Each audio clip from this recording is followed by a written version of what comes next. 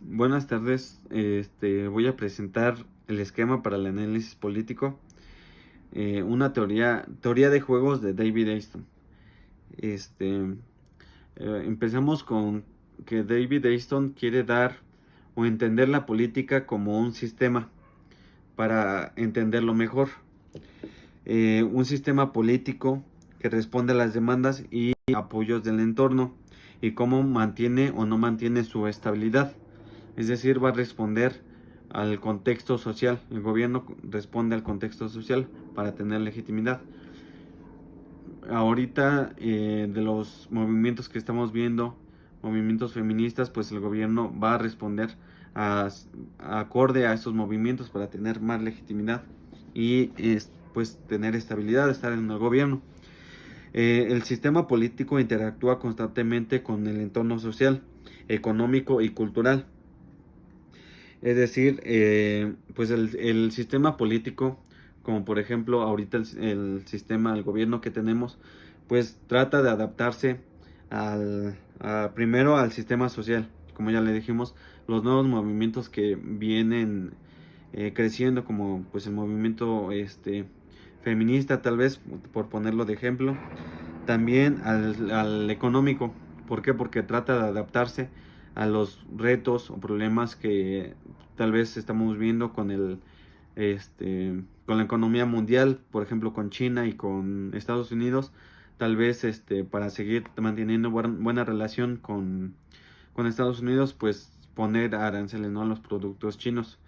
Se trata de adaptar, obviamente cultural, ya lo estamos viendo con el nuevo gobierno, pues tratarse de vestir o de ser más cercano, tal vez acorde con el pueblo, ¿no? En este discurso que de Morena, pues es estar cercano con el pueblo. Entonces, el sistema político trata de adaptarse a su entorno, a su contexto social, económico y cultural. Eh, las demandas y apoyos que recibe el entorno influyen en sus decisiones.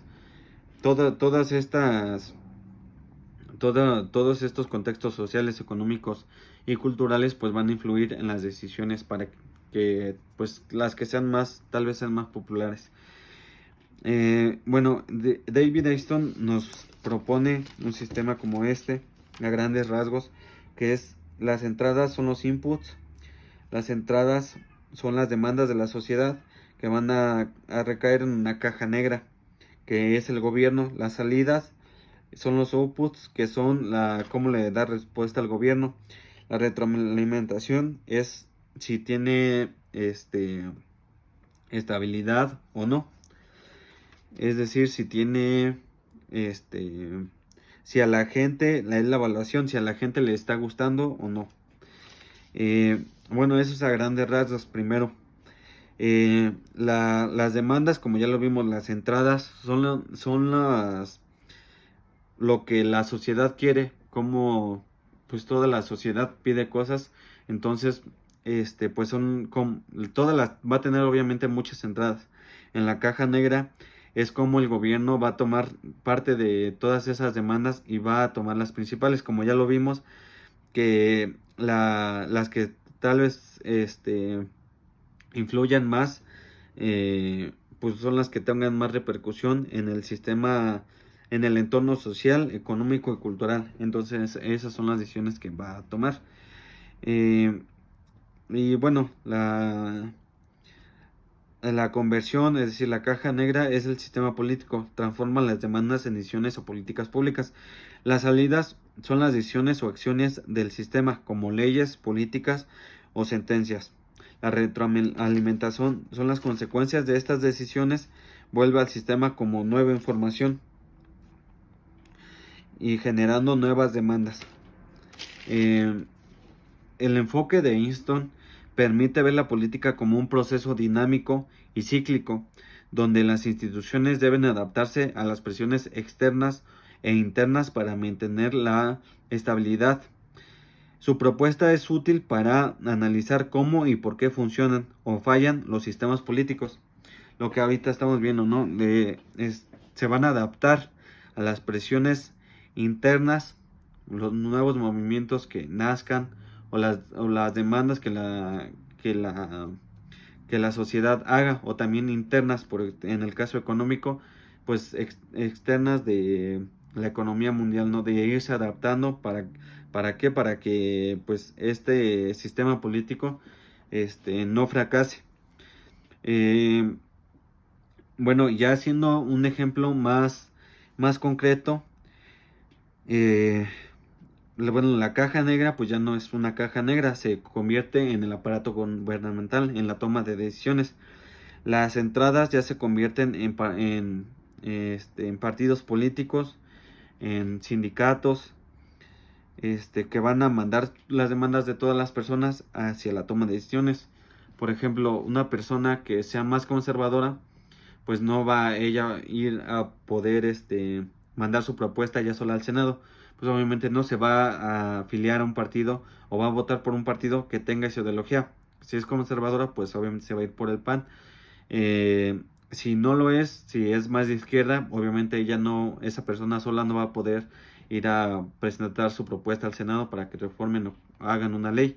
Se va a unir a partidos, a candidatos que tengan su ideología o va a votar por ellos. En este caso, un ejemplo concreto sería Morena.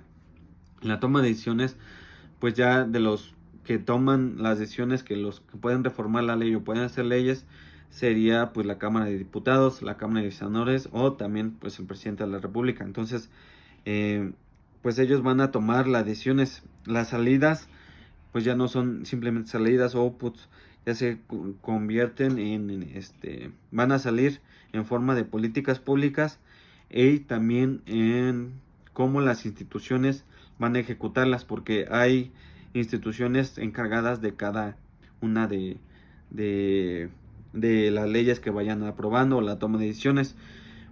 Bueno, un ejemplo concreto sería la entrada, que las entradas, la ciudadanía exige seguridad. Los actores políticos diseñan estrategias para prometer soluciones, es decir, los partidos políticos, ¿no? Los candidatos. Se calculan los costos, beneficios de cooperar, hacer alianzas o competir solos. Todo esto en las entradas. El resultado es un programa de gobierno, una política pública. El resultado ya es, pues, como en este caso, si la ciudadanía exige seguridad, pues qué institución ejecutora lo va a revisar si se cumple o no. Pues obviamente es la Secretaría de Seguridad Pública, ella va a ser la encargada de ejecutar solamente esa parte.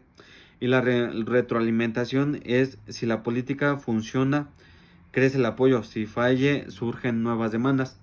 Como por ejemplo, poniendo ahorita un ejemplo de la seguridad o inseguridad de México, pues al crear la Guardia Nacional, y si esta funcionó o no funciona, la sociedad va a decir si queremos una policía que no esté militarizada, pues obviamente van a surgir nuevas demandas. Bueno, a esto se refiere el esquema, ya siendo más práctico, un ejemplo más práctico. También siento que a última instancia, pues este esquema de David Easton también da asignación de poder.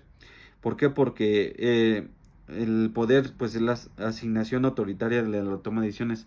Entonces, pues obviamente los que estén en el poder van a tomar las decisiones de pues tal vez su partido político, ¿no? Como un ejemplo sería Morena, que toma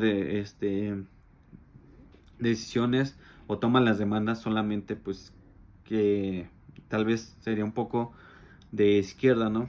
Y deja fuera las demandas de las ideas de derecha. También existe gobernabilidad en este esquema, porque cuando las instituciones pueden desplegar sus facultades y atribuciones y objetivos para las que fueron creadas. Es decir, en las políticas públicas, en las salidas se crean políticas públicas que las instituciones ejecutoras se encargan de, pues de eso, de ejecutarlas. Entonces, despliegan sus facultades para las que fueron creadas. Y la caja negra, pues ya no se vuelve negra. En este ejemplo que nos dio David Easton era una caja negra, pero siendo más pragmáticos, pues ya no es una caja negra. ¿Por qué? Porque estamos en la gobernanza política, que implica una agenda pública, es decir, cómo se va a manejar su gobierno, un plan nacional, un plan de desarrollo, pues tiene una incidencia en general en la gobernanza. La gobernanza es cuando involucras en la toma de decisiones a la ciudadanía. Entonces, pues existe una gobernanza. ¿Por qué? Porque al existir entradas, pues dejas abierta la oportunidad que la gente, entre más demande cosas, pues más va a ser atendida su demanda. La toma de decisiones es el diseño, incidencia, práctica, pragmática y método y metodología que se va a ocupar para darle resolución a las demandas. Las respuestas es la política pública, la implementación, acciones del gobierno, no solo de gobierno, perdón, sino de actores particulares. También evaluaciones a las políticas públicas y los procesos de retroalimentación y legitimidad, cuando las acciones son beneficiosas o útiles o cuando ayudan a resolver un problema público. Bueno, en conclusión, Easton aporta un modelo dinámico y sistemático de la política. También, para complementar la teoría de juegos, es un esquema que nos muestra cómo los actores deciden estratégicamente dentro de ese sistema y juntos permiten explicar y predecir el comportamiento político en contextos complejos. Tal vez veamos un contexto muy complejo, un contexto político muy complejo, y David Easton los trata de sistematizar, dándonos este ciclo de entradas, toma de decisiones, salidas y la retroalimentación a muy grandes rasgos, pero él trata de darnos este sistema cíclico para tratar de comprender mejor los procesos políticos. Bueno, también voy a presentar teoría de juegos. Bueno, la teoría de juegos de Pablo Amster. La teoría de juegos estudia cómo interactúan actores racionales al tomar decisiones estratégicas. Esto profundiza en conceptos más formales, matemáticos y aplicados, como los que vimos en clase.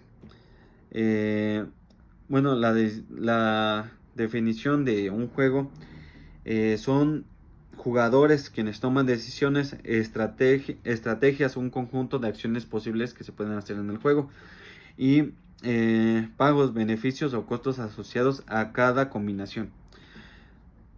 Tipos de juegos: simultáneos versus secuenciales, información compleja versus incompleta.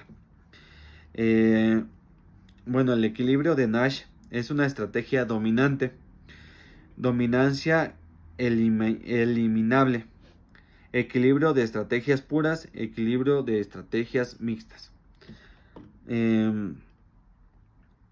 Bueno, la información incompleta son, por ejemplo, juegos. Bueno, también voy a hablar sobre la teoría de juegos según Pablo Hamster, en donde se profundiza en la segunda parte más formal y matemática de esta teoría, pero con ejemplos claros que permiten entender cómo los actores toman decisiones estratégicas. Bueno, la teoría de juegos analiza cómo interactúan actores racionales cuando sus decisiones dependen de lo que hagan los demás. En la segunda parte, Amster nos presenta como conceptos más técnicos, como cómo definir un juego, qué significa equilibrio y cómo resolverlo. Es decir, pasamos de ejemplos básicos a un análisis más sistemático y formal.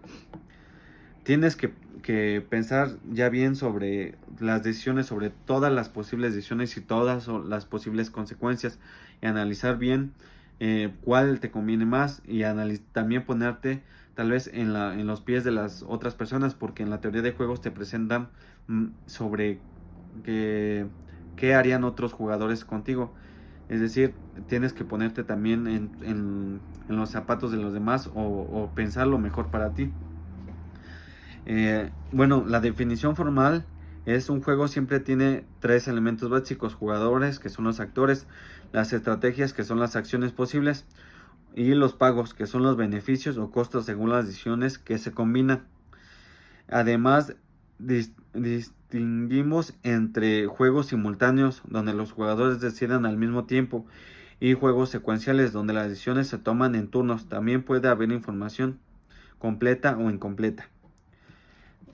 Lo que lo que les estaba diciendo, que tal vez puede que la información también dependa de otro jugador o de otra persona. Entonces tú tienes que ponerte un paso adelante y tratar de pensar lo que decidirá esa persona y cómo te perjudicará a ti. Entonces en base también a la otra persona tienes que elegir la mejor opción para ti. Eh, eh, bueno, el concepto central del equilibrio de Nash se da cuando ningún jugador puede mejorar su resultado cambiando su estrategia, siempre que los demás no cambien la suya. Puede encontrarse en estrategias puras, cuando se elige una acción concreta, o en estrategias mixtas, cuando se juega con probabilidades. Los juegos dinámicos. En los juegos secuenciales usan un árbol de decisión. Las estrategias son contingentes, dependen de lo que hagan los demás primero. El criterio más importante es el equilibrio perfecto en sus juegos, que garantiza que las decisiones sean creíbles en cada etapa del juego. A lo que vamos, tal vez las decisiones no dependen de ti al 100%. Entonces, puedes poner como un ejemplo que nos dio el profesor en clase, que si te atrapa la policía y dos a ti con un amigo, la sentencia, si los dos no dicen si los dos no dicen nada, pues no va a haber pena, ¿no? Si uno confiesa pero el otro no, a uno le ponen, al que no confesó, 10 años, y el otro se va libre, y viceversa, ¿no? Y si los dos confiesan, a los dos les dan 5 años. Entonces igual debes de poner pues qué opción, o qué debes de poner un paso adelante en pensar qué opción elegirá la otra persona para que sea la que menos te perjudique a ti. La información incompleta. Cuando los jugadores no tienen toda la información, hablamos de juegos bayesianos. Aquí entran en juego las creencias y las probabilidades. La toma de decisiones se hace bajo incertidumbre. Implica el concepto de utilidad esperada y considerando la aversión o tolerancia al riesgo de cada jugador. Por ejemplo, en ese ejemplo que les ponía, pues obviamente tú vas aunque pues sea tu amigo y juegan tus creencias, pues tú vas a elegir la mejor opción para ti. Pues obviamente si lo delatas y él no delata, pues tú te vas de una vez. Si aún así delatas, pues son 5 años a pasar 10, si arriesgarte a que no delates. Bueno, también nos enseña los métodos de resolución. Para resolver juegos usamos herramientas como la eliminación de estrategias dominadas, que son aquellas que nunca conviene jugar. Por ejemplo, en este caso, en este juego sería la de no confesar. La representación en forma normal o forma extensiva, por ejemplo, de un árbol. Y sobre todo la búsqueda de equilibrio de Nash. Esto permite simplificar la complejidad de los juegos y encontrar resultados más claros. Algunos ejemplos que ilustran estas ideas son el dilema del prisionero, que muestra por qué a veces no cooperamos aunque nos convenga. El juego de competencia de precios, de que si yo le bajo, él le va a bajar más, o si le sube, le va a subir, pues no tanto como esa persona. Los juegos de cooperación y coaliciones importantes en la política, y las negaciones, donde entran las amenazas y las promesas creíbles. Bueno, en conclusión, con la teoría de juegos, nos da un marco formal para entender cómo se toman decisiones estratégicas, cómo estas herramientas pues las podemos utilizar o analizar en situaciones de economía, política, relaciones internacionales o hasta problemas cotidianos. Y lo que nos ayuda en este tema es no solo a describir el juego, sino a predecir los resultados más probables según el comportamiento racional de los actores. Esto, pues bueno, yo lo empato con David Easton, con que David Easton hace un sistema, un sistema no tan complejo, en el que se puede entender, en el que qué se puede esperar en las entradas, y pues que si algún partido está en el poder, pues qué se puede esperar sobre las salidas, y la retroalimentación es como la gente va a reaccionar a esas nuevas pues respuestas o políticas públicas, si les va a ir bien o no. Es decir, se está adelantando, está respondiendo también al contexto social, cultural y económico, y se está adelantando a ello. Y pues, bueno, relaciono los David Easton con la teoría de juegos. Bueno, en Easton son ciudadanos e instituciones. En la teoría de juegos son jugadores estratégicos. Ambos modelos ponen el foco de la interacción en los actores, las entradas y estrategias. En Easton las demandas son entradas. En la teoría de juegos esas demandas se convierten en estrategias para obtener beneficios. La caja negra y el juego estratégico. La caja negra de Easton puede entenderse como el espacio donde los actores políticos juegan sus estrategias, negocian y compiten. En las salidas y equilibrios, las políticas públicas, los outputs, corresponden a los resultados del juego. Un equilibrio de Nash puede interpretarse como el punto donde el sistema produce una decisión estable. Eh, por ejemplo, un ejemplo más práctico serían las elecciones presidenciales. En Easton, la sociedad exige seguridad y empleo. En Easton son ciudadanos e instituciones. En la teoría de juegos son jugadores estratégicos. Ambos ponen su énfasis o su atención entre la interacción de los actores. Las entradas y estrategias. En Easton las demandas son entradas. En la teoría de juegos esas demandas se convierten en estrategias para obtener beneficios. La caja negra y el juego estratégico. La caja negra en Easton puede entenderse como un espacio donde los actores políticos juegan estrategias, compiten y negocian. Las salidas y equilibrios. Las políticas públicas corresponden a los resultados del juego. Un equilibrio de Nash puede interpretarse como el punto donde el sistema produce una decisión estable.